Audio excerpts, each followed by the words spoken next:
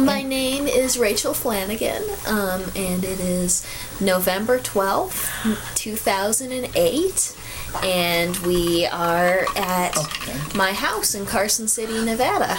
Oh, and that is my daughter Iris, and she is 13 months and 1 day.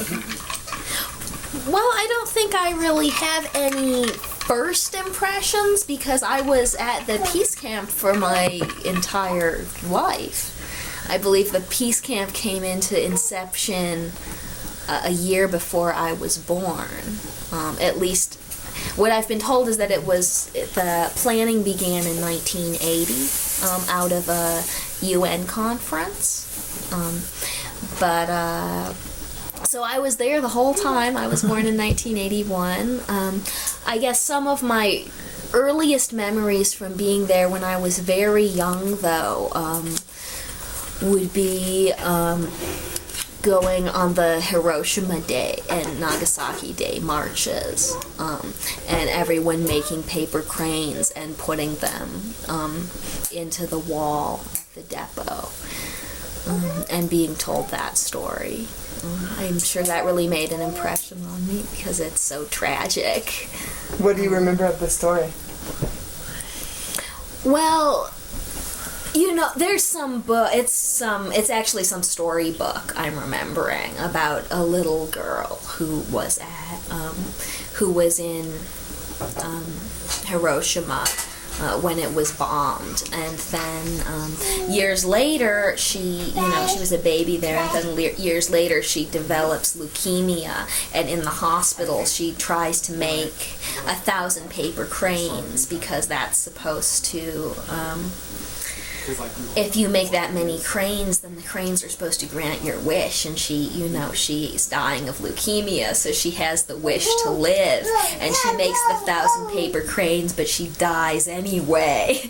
So it's really awful. So then everyone still makes the cranes on those days and puts them in the wall. And I wanted to learn how to make the cranes when I was little, but my mom's not crafty, and she said it was too hard, so I didn't get to, but other people gave me cranes, and I'd get to put them in the wall. I remember going on the marches, I remember, that we would walk it seemed, when I was that young, it seemed like we'd walk for a really long time to go on these peace marches. I remember people going over the wall and getting arrested. Of course, I wanted to get arrested too, but they wouldn't let me because I was like 3 or 4. I remember going on one march with my mom, and my mom got arrested, and no one told me that she was planning on getting arrested until after she did.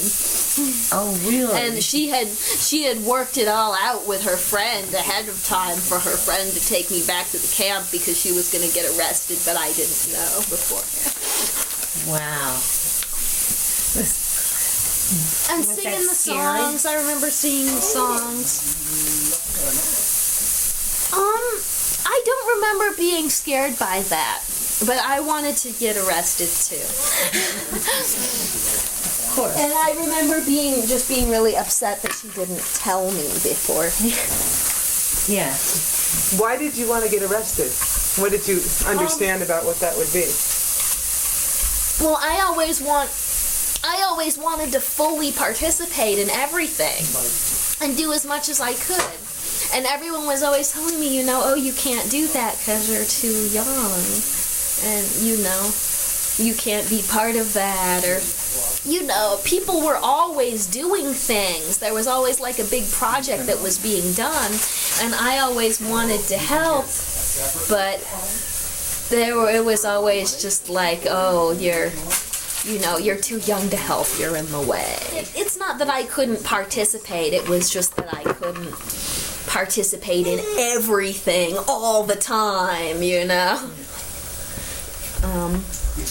So where were you living? Who was your mom? Tell us a little bit about that. I was living in Geneva, New York, which is about 20 minutes, a small town, about 20 minutes from where the peace camp is, and my, whole family's from there, my mother and father and grandparents. Our family had roots in the town, but my mom felt really passionately about nuclear non-proliferation, so she was involved with the peace camp from the very beginning, and we would spend a lot of time there when I was a kid. From the earliest time I can remember up until I was about 12 when it officially disbanded.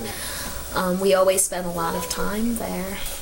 And was your mom, as you recall, was she involved in other political activities that you took part in? Oh yeah, she was involved in all sorts of things. She was involved in the Rainbow Coalition and Jesse Jackson in '88. I was the only kid at my elementary school who had buttons for Jesse Jackson in '88. Later, she was involved with Planned Parenthood. She was very involved with pro-choice activities. She would give for National Women's Day, and we would go to Seneca Falls. I remember her many different years giving really impassioned, emotional speeches about women's rights and especially abortion rights. And she later, pretty soon after the founding of the peace camp, she came out as a lesbian, and she was involved in that as well.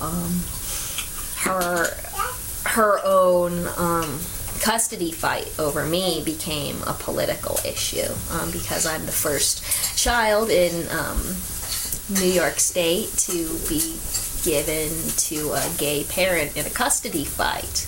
A gay or lesbian parent, I should say. My mom does not like being called gay because she feels that gay male culture and lesbian culture are separate. So I should remember to say that, especially for a project like this. So that in itself became a political issue and battle that she was part of. She was also part of FLIPA, which was both genders, Finger Lakes peace group. I think those are all the political groups she was part of that I remember. Do you remember any of the kinds of activities as at the camp that involved children? I'm losing that.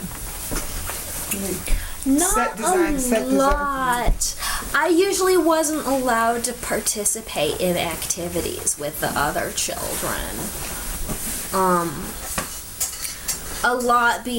I know that there was a children's area of the camp, the Heartland, where the kids would go, and there were activities and things for kids, but I was never allowed to go there. I had to stay close to my mother.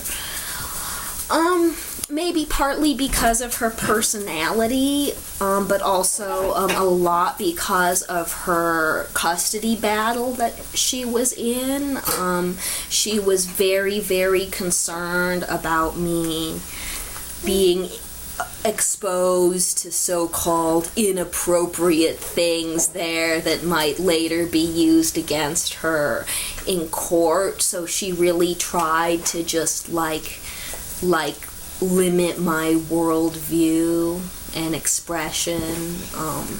to the point where I was told that, like, I was only allowed to have conversations with pre-approved people when we went there, and, you know, I was never supposed to speak unless I was saying something that had been pre-cleared by her.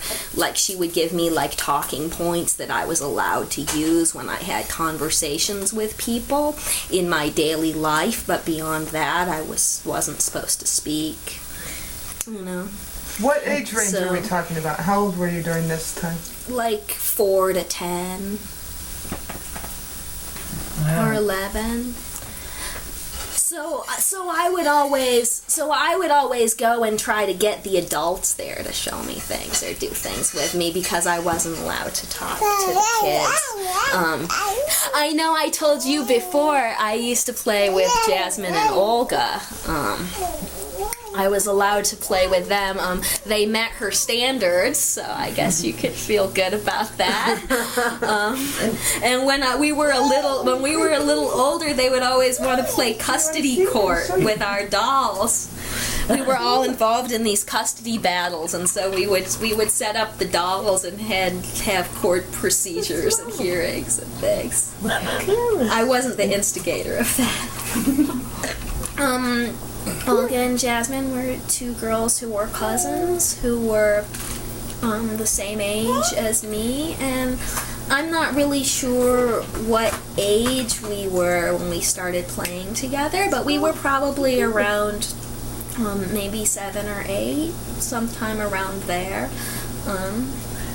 And I remember one of the things we used to do together was we would go and we would pick wild carrots and wild berries there and eat them, and we would all pile in the hammock and get the hammock swinging. I loved to play in the hammock. We all loved to play in the hammock there. Where was the hammock? Do you remember? It was right behind the main house, between the house and the barn. You know, it was, if you were facing the main house from the street, it would be to the left of the main house, but directly behind it, maybe much closer to the house than the barn. And did you spend the night at the encampment? I spent the night at the encampment a few times, always in the main house, which I always wanted to camp out there. I thought it would be so much fun. And my mother would never let me because at first she said it was dangerous. And then later, I guess, because of the custody situation. But she would never let me camp there. She felt that was dangerous, and she didn't really like to let me spend the night at all. But I spent the night in the big house a few times. Me and Jasmine and Olga, we would also like to go and play in the loft, in the barn, because there was this big old barn there, and we thought that was really fun, but my mom also felt that was dangerous.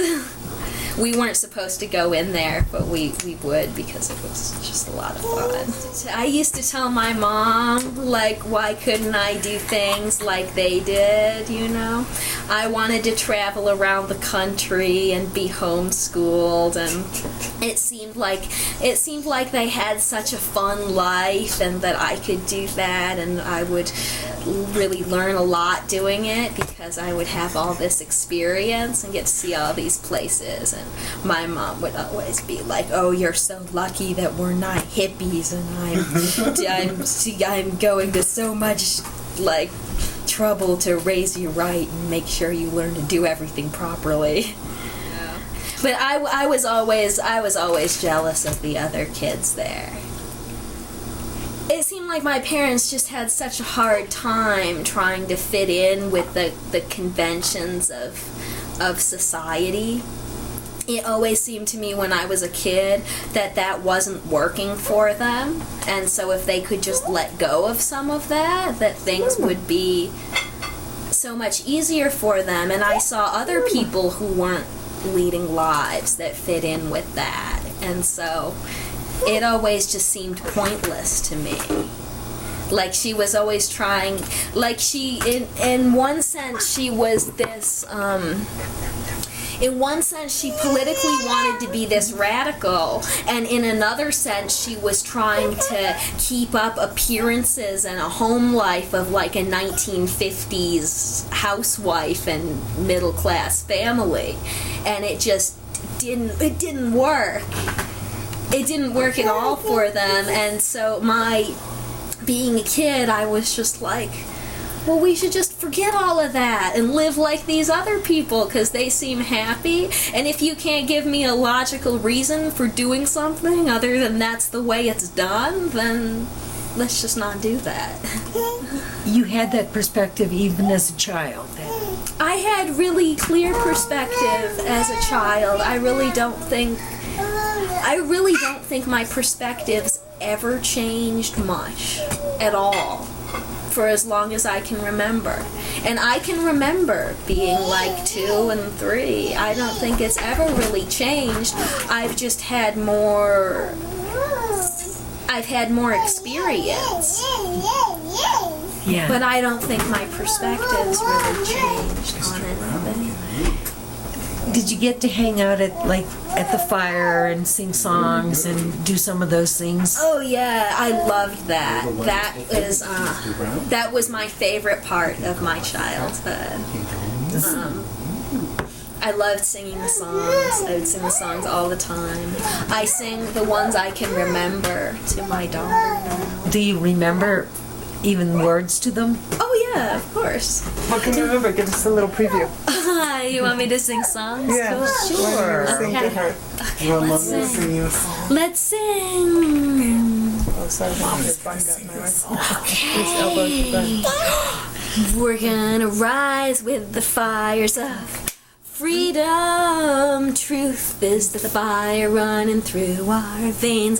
We're gonna stop the fires of destruction. Healing is the fire running through our veins.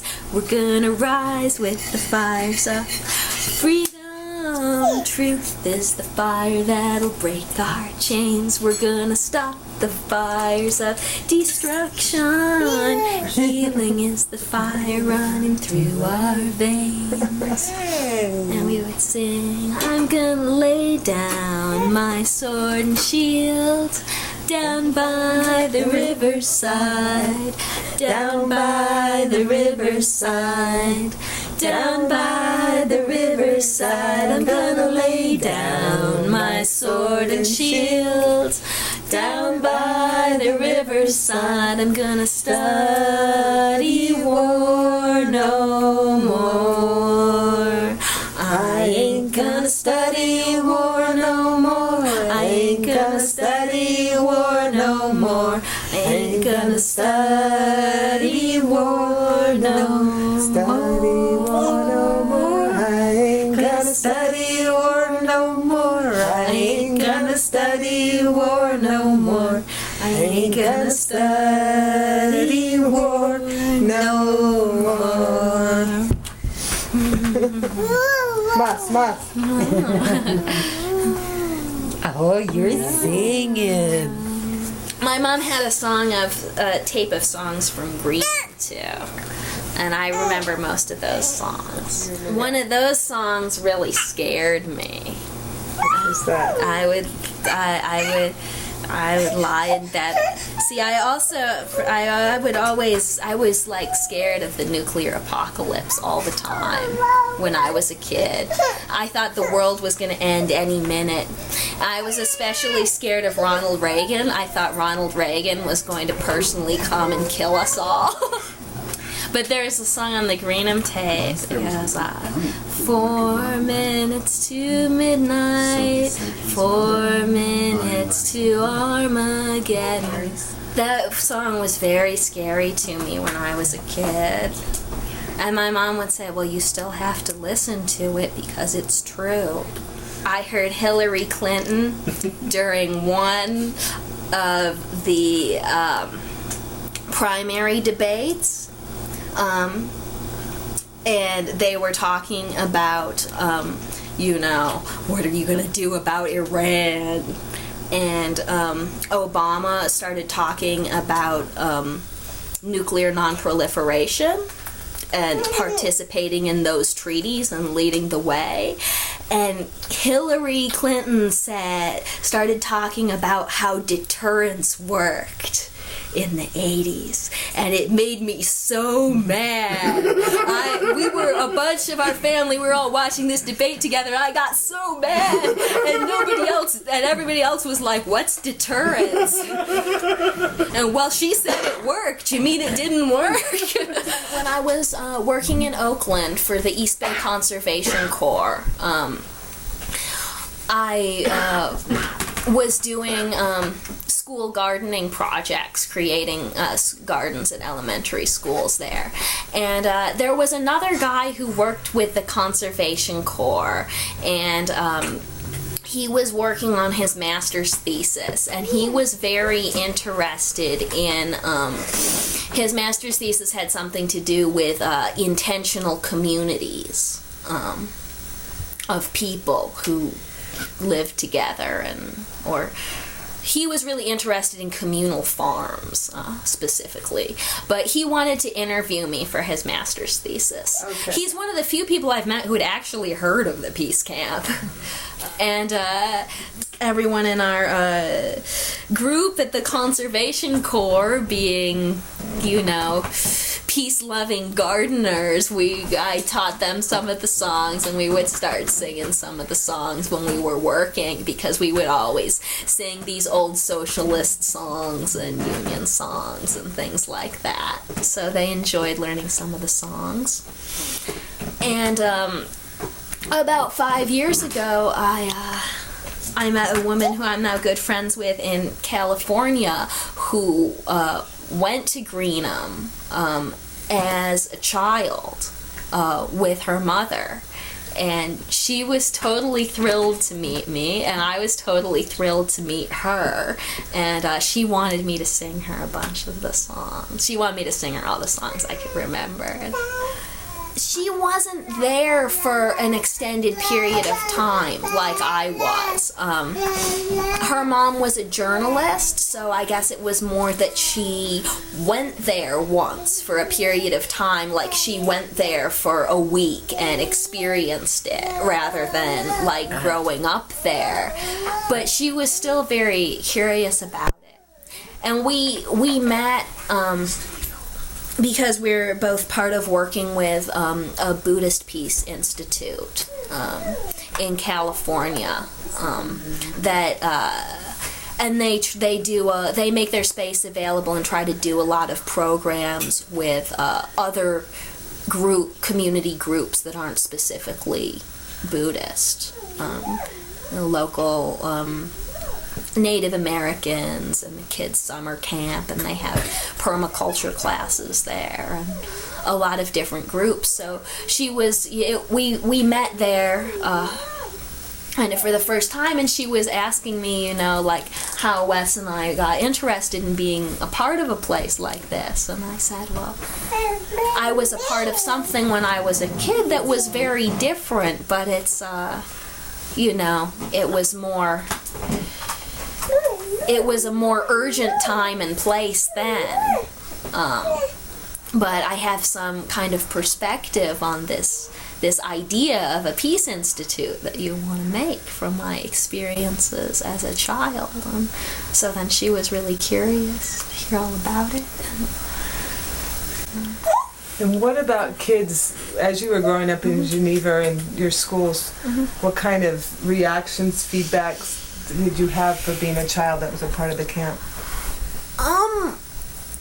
Well, most kids really didn't know anything about it. I know the battles were very political in Romulus, the community that the peace camp was part of, because the women were protesting at the Seneca Army Depot, and that was the largest employer in the town. So a lot of the kids, their parents worked at the Army Depot. But it wasn't so much the case in Geneva. People would always ask me, like, what my mom did, and I would say, my mom works for peace, and everybody likes peace. So people thought that was really interesting. A lot of the time when I might have got in trouble with some kids' parents, but a lot of the times when I told kids that, like, later when I said, like, my mom was a lesbian activist, nobody knew what a lesbian was. I was the first person to tell anyone what a lesbian was at Geneva Elementary School.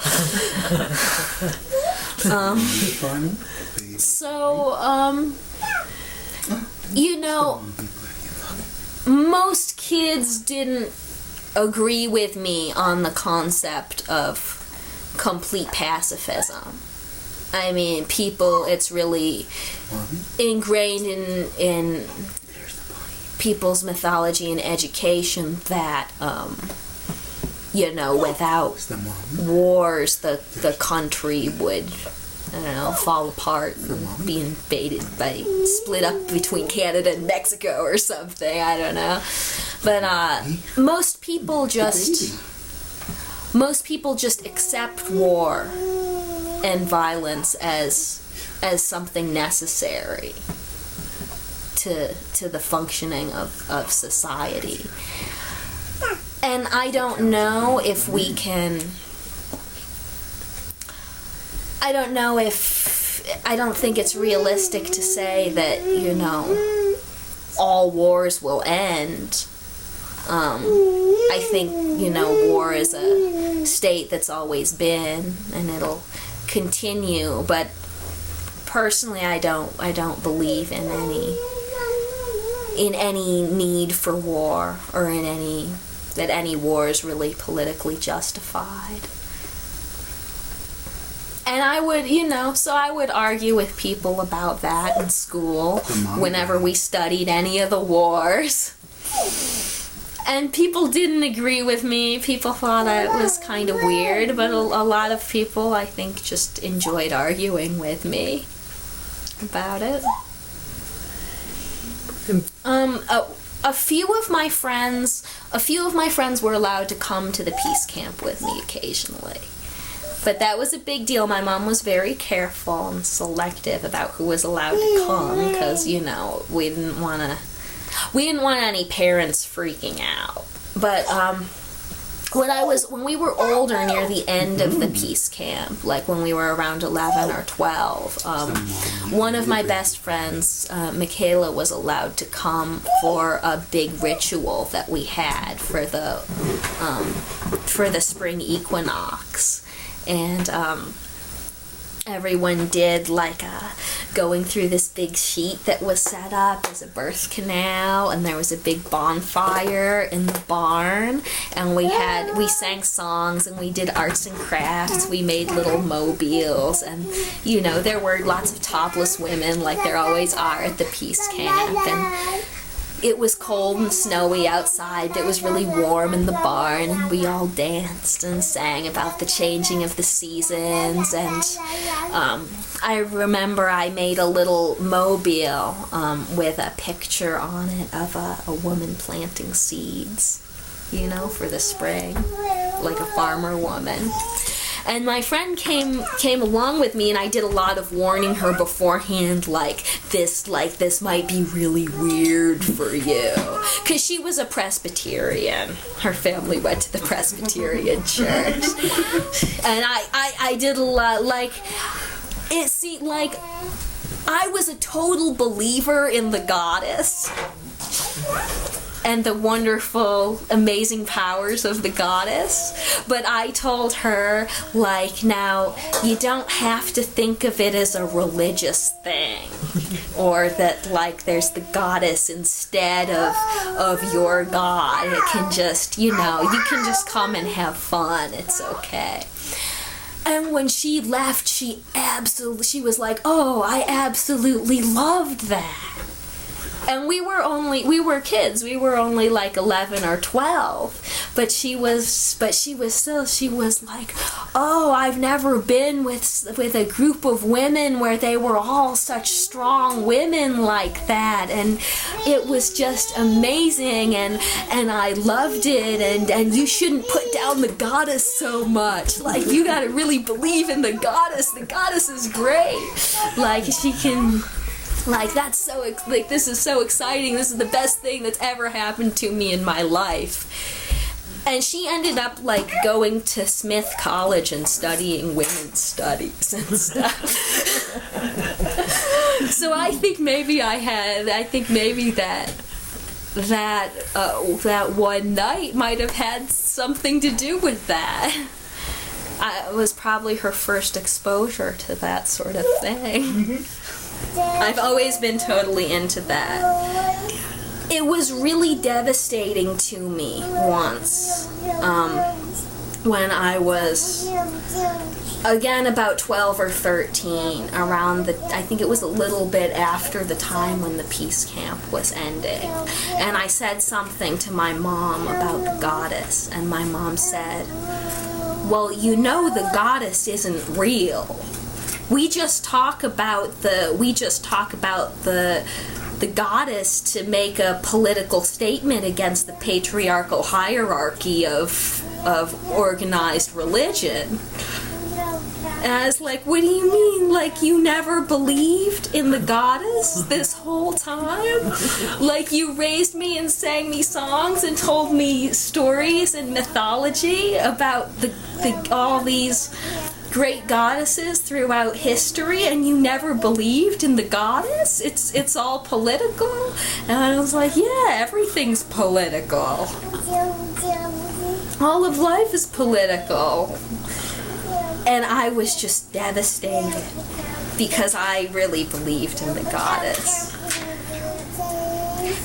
And I know that, like, there are great humanitarians and Unitarians and people who aren't guided by religion but just by a sense of social justice and justice between humans, and I think that's valid and that can work for a lot of people.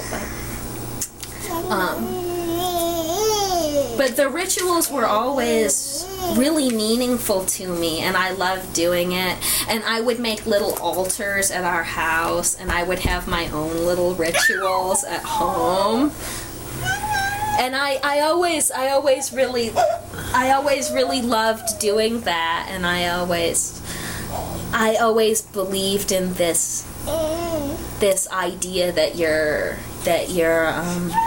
intention could do something intangible to the energy of the world. And I saw that as like just another component of the work that was done at the peace camp. Like that the protesting was one component of it, but then like the ritual and that we were like energetically were secretly doing our work on the world at the same time. But it turned out that my mom didn't really like that, and she thought that was just people having fun and taking the focus away from the real work, which was the marching and being on TV telling the world what our point was and stuff. But I never saw it that way. Did you? I think she's kind of missing a larger perspective on it, because I think that public face you present is only one part of the work there. And then there's the energetic way that you can affect things by coming together with that intention. And I think that can be greatly magnified by the ritual that you do. But then I think there's the other aspect of it, of how just being in that place with that energy, how that affects all the people who are involved in it, and then what they go out and do throughout the rest of their lives, like from that perspective that they gained there. I think that's the work of a peace center. as well. And that's something you can look at in your Herstory project, like what have people like me who've been affected by those values done with the rest of our lives. And if I hadn't been there, maybe I wouldn't have been altruistic enough to be interested in making school gardens in Oakland, or being part of forming another peace center in California, or working, to organize workers. Maybe I would have, just gone out and made some money. Other than your mom as a model for ritual or the goddess and all of that, did you at the camp have other women that modeled that for you? Well, Estelle. Estelle's right here behind the camera, but more, I learned all of that from you. But Estelle, you're like the number one person that I think of when I think of the peace camp, because you showed me so many neat things when I was a kid.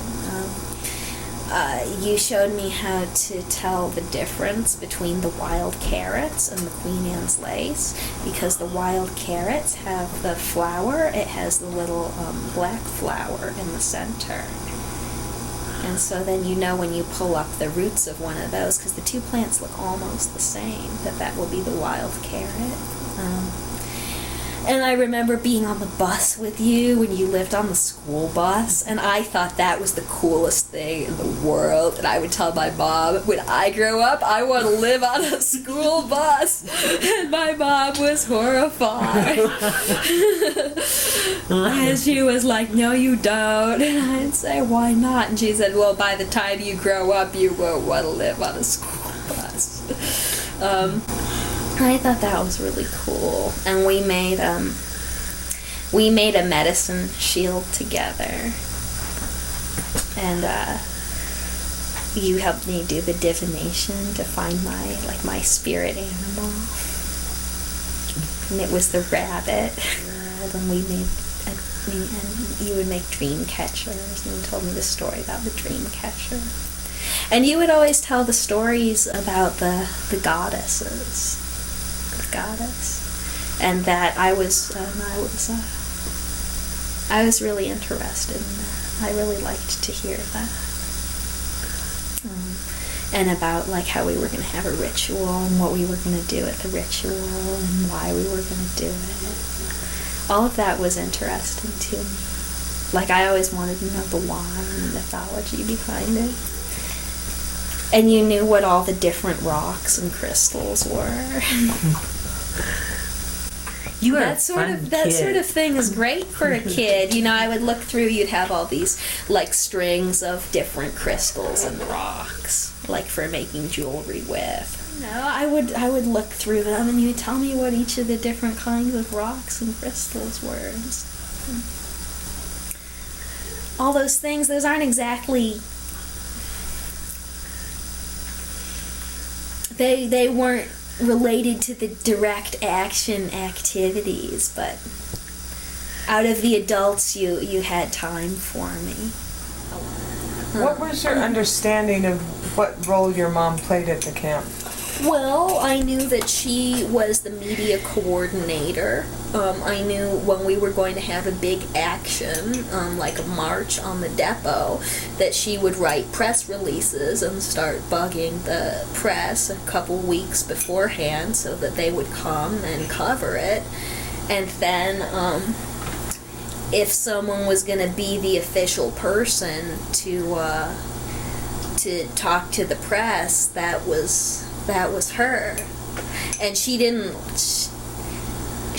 like it when other people there talked to the press, because she always felt that it was really important what we were doing, especially in the beginning, especially in the early years. There really was this sense of urgency, that the protesting and the work that we were doing could really tip something in the world to avert this inevitable nuclear war that everything was building constantly closer and closer to.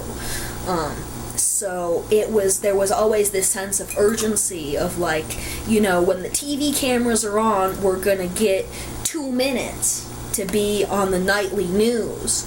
So you gotta have someone on there who can say the most powerful thing in those 2 minutes, like, and really represent us correctly, and not have some la la la hippie, you know, just wasting the time, not making any sense or making us look bad. So my mom was always real serious about it. And I have a feeling that she was probably really good at her job, because I know that she really cared about it and put a lot of work and a lot of heart into it. And I'm sure she spent a long time thinking about what she was going to say in those 2 minutes to really make the best use of the time that they were going to get. And she would go on Donahue and Nightline and stuff, and I remember getting to stay up late to watch her on Nightline and other things. I think it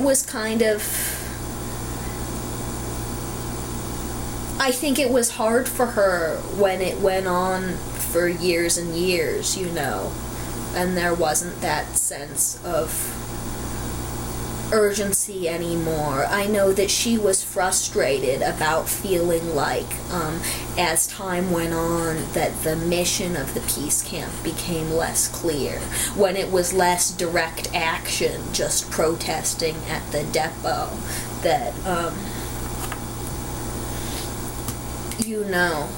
I don't think she really understood so much the value of the community just as a community without a real concrete goal.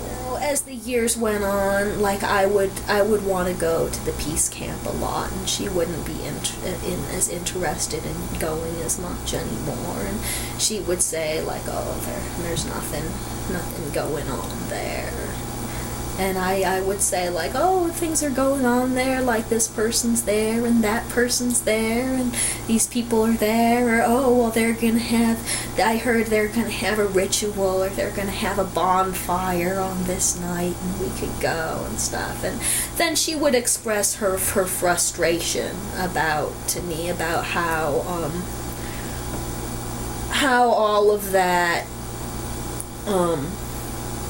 was just extraneous. Oh yeah, and she would get up early in the morning to take people to the bus station and meet people and stuff. I remember sometimes people would come in the middle of the night while I was asleep. I'd wake up and there'd be new people there. Yeah, the Peace Camp women came to our house all the time. I remember times before a big meeting, you know, when our living room, we had a huge house in Geneva, and our big living room would be just full of people lined up, camped out, for a big meeting the next day or something. I think they might have even had some of the meetings at our house. I know they had Flippa meetings at our house. I don't know if they had Peace Camp meetings there, but there were really long meetings. But, you know, my mom would go and help pick women up at the airport, and sometimes people would come to our house first to shower and stuff. And I actually would get in trouble because I used to give things away to Peace Camp women who came and stayed at our house that I liked. You know, like they would need a book to read, so I would give them a book or something, and then my mom would get upset. She'd be like, "We're never gonna get that back." Did you get to go to the camp without your mom? Were there times you went that didn't include her? No, I've never been there without her. Oh, well, I told you I have photos. Me and one of my friends, when we had just graduated from high school, we went out there once to see it, and we took photos, and I told you guys I'll show them to you. They're upstairs. So we have photos of it then, but there was no one there. That was 1998. I graduated in 1998. Right. We walked around the bus, and we walked back on the trails, back on the wooden trails. We spent a long time there. We took a lot of pictures. I really remember being really excited, just that it was nice to be there and see it all again. You know, there was always all the painting and graffiti on the outhouses, and I think I found my name, and, you know, I told Alice, and I remembered when different things were painted, you know, on the barn and on the outhouse and things, and it was just, it made me so happy to see it again, just because I loved it so much, and at the same time, I'm sure it made me a bit sad that it was gone. You know, but it was nice to see it again. It made me sad to see that everything was all overgrown, you know, because I'd only been there a couple times since that land trust meeting. I was there a couple times during the transition period, shortly after, with my mom.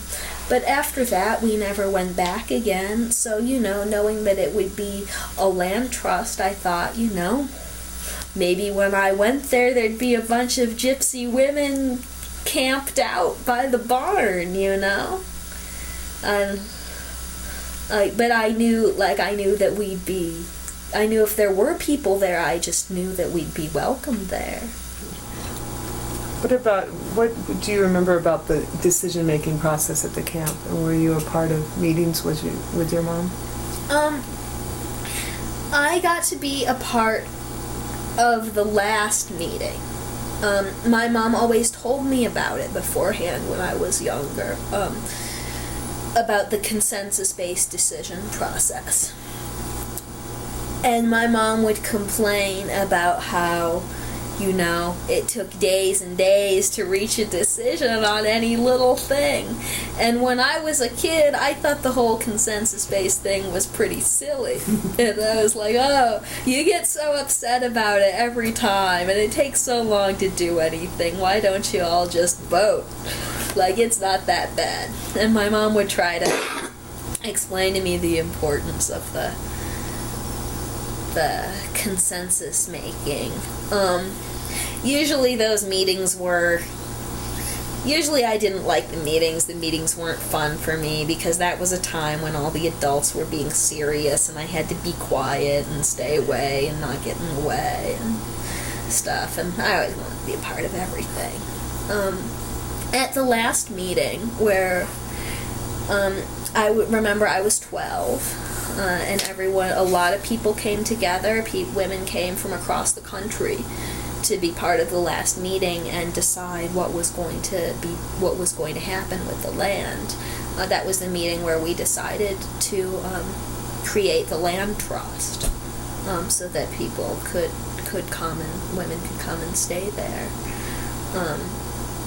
And I was a part of that meeting, and my mom explained to me all about how the process would go beforehand, and how we would sit and we would go around and we would all talk about our opinions, you know, until we could reach a decision that everyone could agree on. And then we would write it up, and if you really felt strongly about it, you could block the consensus and say that the process couldn't go any further. And that because I was going to participate in the whole meeting, even though I was a kid, I would have the same power as anyone else in the meeting. And then once a decision was made, if you didn't agree with the decision, but you didn't agree strongly enough to block the consensus and decided to still let it go through, that you could be part of writing a dissenting opinion, like in the Supreme Court.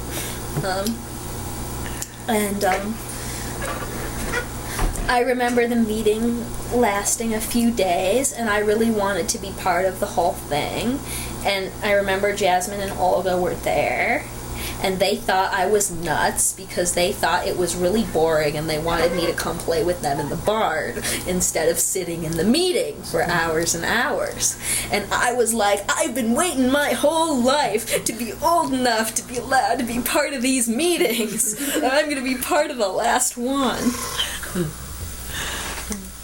And I really thought about it, but I did agree with my mom on the position on the last meeting.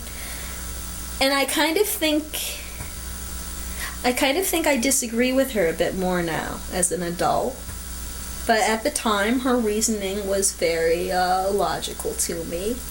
My mom did not want the land to be made into a land trust because she felt that it was this big valuable piece of land and that just making it a land trust, but my mom thought having it be a land trust there would really be like no clear purpose for it, and that it would just like sit there, and that people who were like gypsies could come just stay there for no reason. And why did they get to have all this land for no reason? But my mom was in favor of a proposal to donate the land to a local Native American tribe, an Iroquois tribe, and I don't remember which one it is. But this particular one did not have any land of its own. They didn't. There are other big Iroquois reservations and preservations around there, but this particular tribe didn't have one of their own, and it was their land originally, and my mom thought that we should give it back to them, and they were prepared to accept it as a donation. And to me that seemed like a very logical thing to do because it was theirs anyway to begin with, and no one really had any right to it. And that seemed like a good thing for me to do, to give it back to them. And I know that they, the Iroquois especially were really a model for peace groups and the consensus-based decision-making process. A lot of that comes out of their government and the way that they made peace among the 7 nations. And so I knew that if we gave it to them, that it would continue to be used for peaceful purposes, and that peace would still be taught there, in preserving their culture, and it was their land originally, so I agreed with that position. That's not the position that won out in the meeting, and I didn't feel strongly enough about it to block the consensus, because I could see both sides of the issue, and I thought that the land trust also seemed like a good thing to do. And a lot of people felt passionately about keeping it as land that was a place for women. And the Iroquois were very specific and concrete that if the land was returned to them, that, they would do their traditional activities with men and women both there in the traditional way. And it would no longer be a place in the world for women to come and be with women. And I knew that people felt strongly about that. And I was a kid, and I had been part of it from the beginning, but I didn't feel strongly enough about my position to say that I was going to block the position of the majority or the people who felt like having that place for women was important. So, I'm sure I said something at the meeting about why I thought it should go the way it did. It should, and the consensus wasn't going that way, and I wasn't a big consensus person anyway. I would have gone with a vote, so I didn't block the consensus. And when you said, at the outset, you said now you maybe would have disagreed a little bit more. Tell us about that. I just feel like I see the value in the land trust more than I did at the time. Based on what? Just thinking about the concept of it. I see so much land everywhere is built up, for one thing, so I appreciate just preserving a natural piece of land in the country, and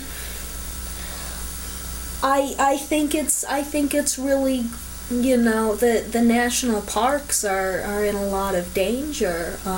Most of Nevada, where I live now, is under the Bureau of Land Management, and that's supposed to be protected land that's not built on. But there is more and more activity and environmental destruction being done to public lands all the time. So I much more appreciate having like a private network of parks, and having people, donate land to a system like that's not administered by the government. And I never really felt the same way as my mom about the gypsies and the bums. I think it's great for them to have a place to go. I still feel very kind of, romantically about that whole sort of thing. I think it's great if you can find a way to live like that works for you. And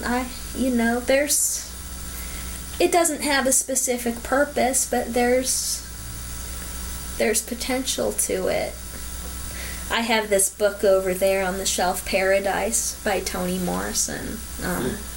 It's about a group of women who just, from all over, all different ages, who just sort of come together and live in this abandoned house together and help each other overcome the traumas in their past and begin to move forward, and kind of just shows the potential of people coming together for a while and supporting each other and moving on. And so definitely there's a place in having a place in the world that's set aside as a place for that to happen seems like a valuable purpose to me. I didn't really think about it much till I met that guy who wanted to interview me for his graduate thesis, And he asked me the question, like, would you like to be part of a community like that again? And I said, well, that sort of thing doesn't exist anymore nowadays. And he said, oh, well, yes, they do. That's what I'm writing this thesis on. And I thought it was really cool. That sort of community does appeal to me, but personally, I much prefer living in an urban area and dealing with a greater variety of people than living in a community of people who've all chosen to live in a community together. I mean, Wes and I were talking about, I can see maybe like living in a large house with some other people and having a little community that way. But I prefer living in an urban area and not being that isolated. And they've invited us to move to the Buddhist center several times. Different friends we have there they'll say sometimes, like, well, well, we know you guys struggle sometimes, why don't you just move here? And I would always say, like, it's, it's more meaningful for me to go there and do something when I have the intention to go there and do something, and it's taking time out of my daily life, and I can just go there to do that thing, and it's not like I'm living there and that is my daily life, and I have to be caught up in the, interpersonal dramas of living with everyone who lives there. I'm curious about if you have any memories of the depot itself, or the soldiers or actions. I remember being afraid just to go there because of the weapons stored there. I was afraid of getting, like, radiation sickness from standing outside of it. I remember people talking about people shooting guns into the encampment from the borders of it, which is one of the reasons my mom was afraid to let me camp out there in the early years, and one of the reasons she didn't want me to walk all the way to the back of the property. She always wanted me to stay close to the house, because she said that people, in the early days, people used to shoot into the property. And I didn't get at the time the concept that those were, like, local people. My idea was that it was the government, like the army, that was shooting. Yeah. I thought they were, like, government soldiers. You talked about, as a child, being really afraid of nuclear annihilation. Oh, Is that something that eased off as you got older, even though you were involved with the camp? Yes. It's eased off. I'm not... In fact, I'm not even afraid of Iran and Bin Laden and Pakistan and Afghanistan and Al-Qaeda. I'm not really afraid of any of that anymore. The world was going to end for so long, and it hasn't ended yet. And I know so long, like 20 years, that's not really long, but I think it's very unlikely the world will end. It's not really in anyone's interest for the world to end. So this idea, like, really early on, it sounds like you had strong convictions. Has there been any point in your life, in the arc of your life, where you doubted things you thought about how the world should be, or yourself in the world, or what you knew to be correct? No, not so much. Maybe that's a terrible thing to say. A little bit. There is an instance I can think of. When I was in the Conservation Corps, when I was younger, I was really gung-ho about wanting to help people and wanting to do something that was good for the world. And I saw a lot of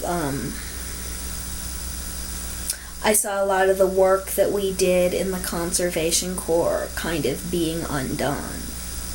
Like gardens that we built would get burnt down. Or we would come in and people in the community were actually angry at us because they were like, our school sucks, like, our school is so bad, and you want to put a garden in it, like, don't you think you should, like, spend the money on textbooks or something instead? And, I would just have to be like, I have a grant to build a garden, and that's all I have a grant for, so... there are lots of cool things we can do with the garden, so let's make a garden and that'll do something. But I really I got wary of trying to help people without really knowing if your actions were going to be helpful or not. And worried that I was kind of spinning my wheels. And I was always given the sense, and it's a lot of it from my mom, that I had a lot of potential and I had to use it in like the right, most effective way. So I was always trying to figure out like the way that would be most useful to spend my time. And so I did get worried about that, and if I, was on a path that would really be helpful to people, or if I was just spinning my wheels. I decided to deal with that through meditation, because I felt that if I meditated enough, I would be able to gain access to some type of wisdom that would help me in being able to do that and being able to make a positive impact. And I feel I was successful in that. I feel like I've gotten a lot of insight from my meditative practice.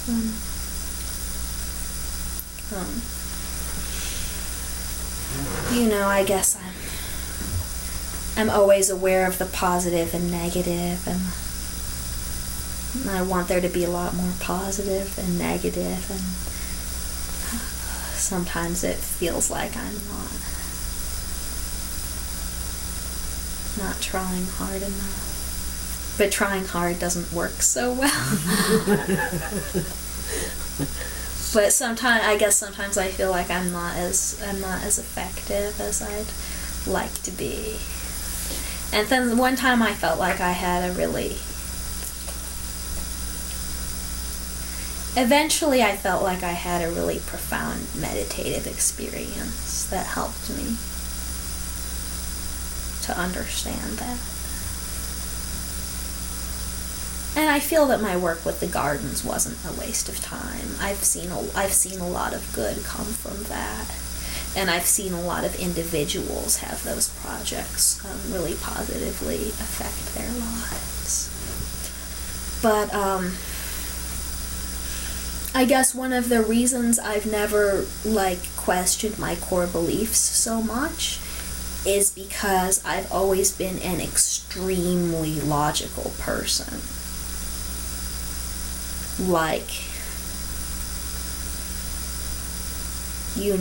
If I have I don't really have many beliefs that are based on faith. They have to stand up to logic. So I've just always applied a lot of scrutiny to everything.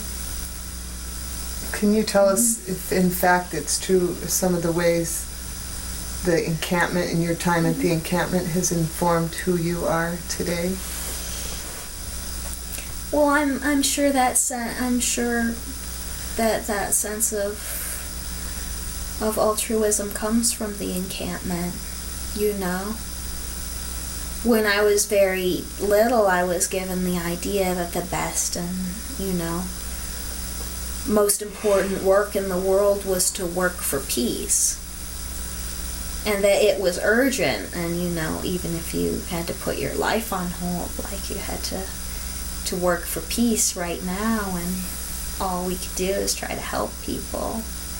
It always gave me the idea that the value that the most important thing to do was to try to help other people. And I think, like I said earlier, the encampment is one of the few places in my life where I saw adults being happy. Where I saw adults who were happy with themselves and their lives, and seeing that contrast to my parents and even my friends' parents and people I went to school with, like it really, you know, gave me the idea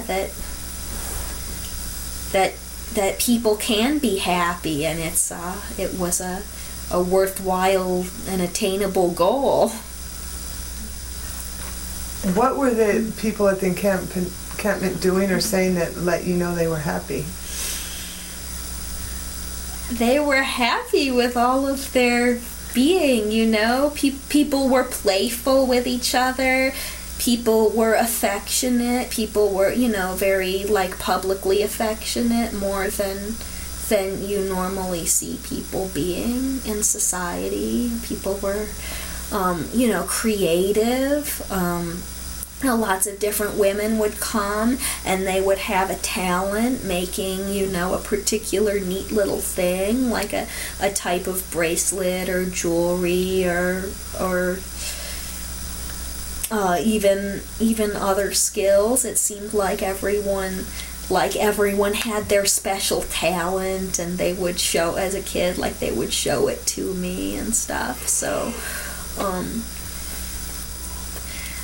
they just seemed like, and you know, women were really excited to come and be there too. So I'm sure, like, they just came with this enthusiasm and excitement just to be there. So they just seemed happy.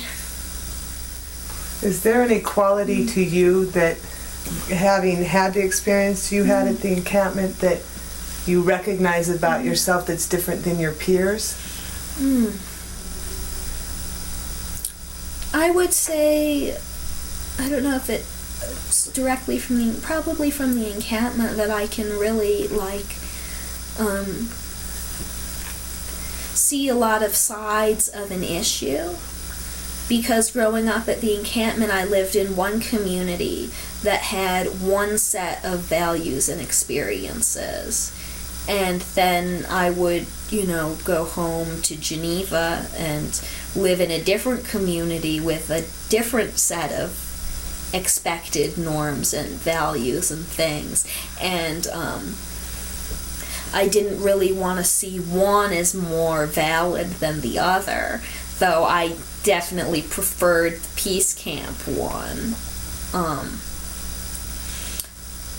So I guess, you know, from the Peace Camp, and from those long consensus meetings, hearing about those long consensus meetings, you'd have to hear about, you know, 20 sides of an issue. So I kind of learned to think about things in that way, and not to, you know, you said I have strongly held beliefs, but I think I also learned, like, not to take a reactionary position right away, but to look at a whole bunch of sides of something. And definitely my values of pacifism, you know, I don't. The people who sign up for the army, certainly I don't want them to have to go in there without their proper gear and armor or anything and stuff, but I think they're nuts, and it's unnecessary. And I would never do that. I would never even have considered going anywhere near the military. And I hope I can instill that in Iris as well. Are lesbians or lesbian activists, have they continued to be a part of your circle of friends or community or influence as you've gotten older? Yeah. It's never been an issue for me. I'm not judgmental of people that way. I want them to be happy. I have some friends who are lesbians. I had many more friends who were lesbians in Oakland and Berkeley than I do here, but you know, that's the Bay Area, so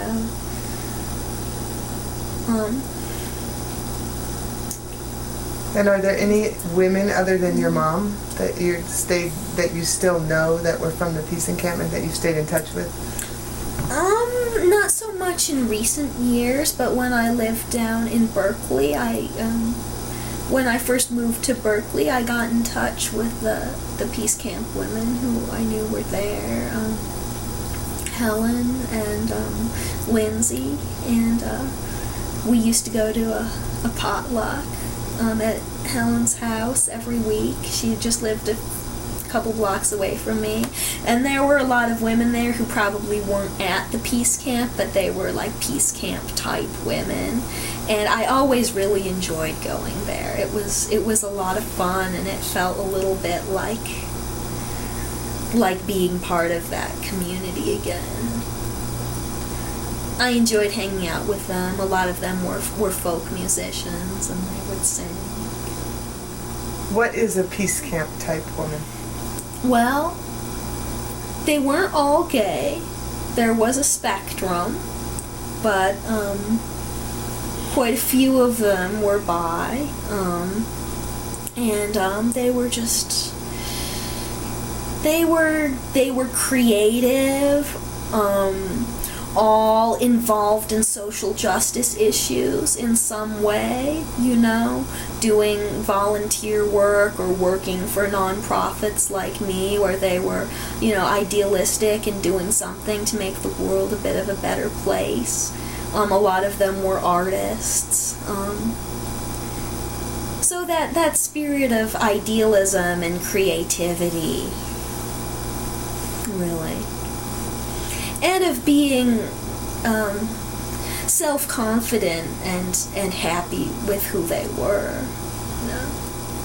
And I think there's a lot of that in Berkeley and the Bay Area in general. Like, that's really a place where it's real acceptable to be you, whoever you are, But they all had that spirit, too. A lot of them were vegetarians. We always had vegetarian dinners. The peace camp's the first place I had natural peanut butter.